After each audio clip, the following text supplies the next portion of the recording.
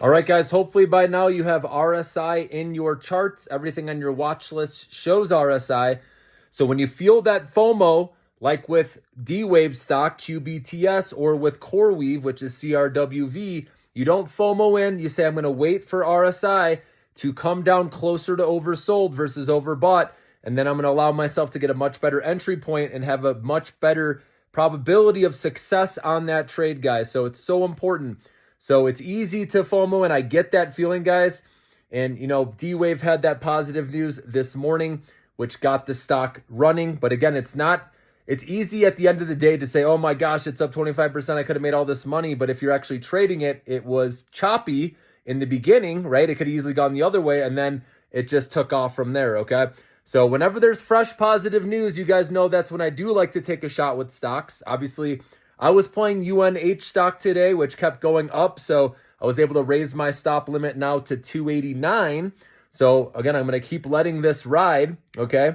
And if it does break out above 326.30, remember $326.30, that's the level I'm watching. Then we could be going up possibly to 340, and then to complete the gap fill would be going up to 375, 380, okay? But one step at a time with that one.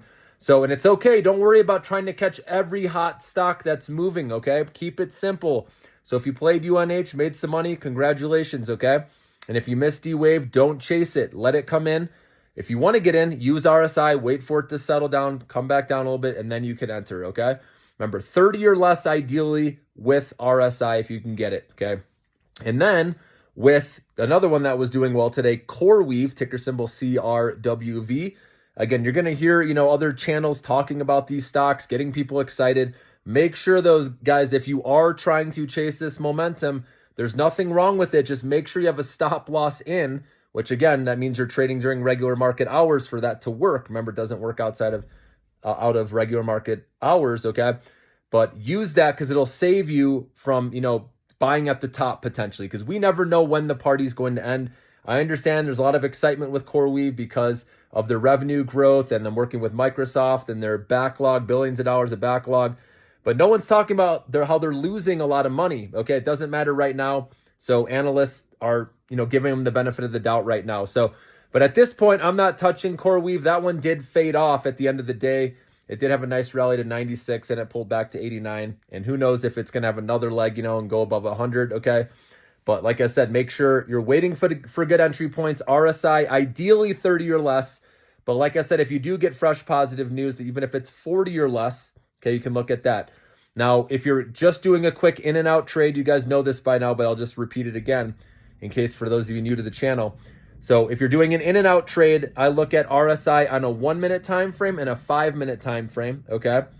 And then if I'm looking to hold it for the day, you can look at 5 minute time frame, you can look at 15 minute, you can look at 1 hour, for example, okay? And that will help you, with your entry points, all right? And then obviously if you want to hold longer than that, right, you just slightly longer time frames that you use, okay? But RSI has saved me, guys, from FOMO. It really has.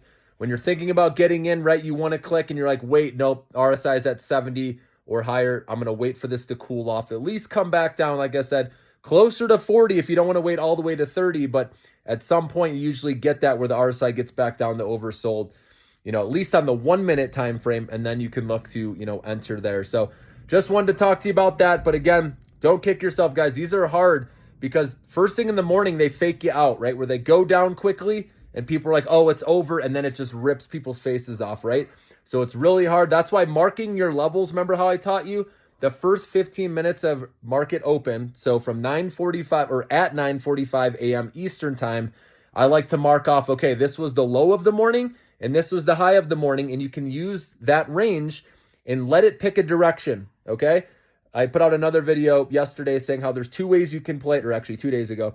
I said there's 2 ways you can play it. You can buy in that range. You set your stop loss below the low of the morning, okay, and give it some space in case there's a fake out, because that happens a lot.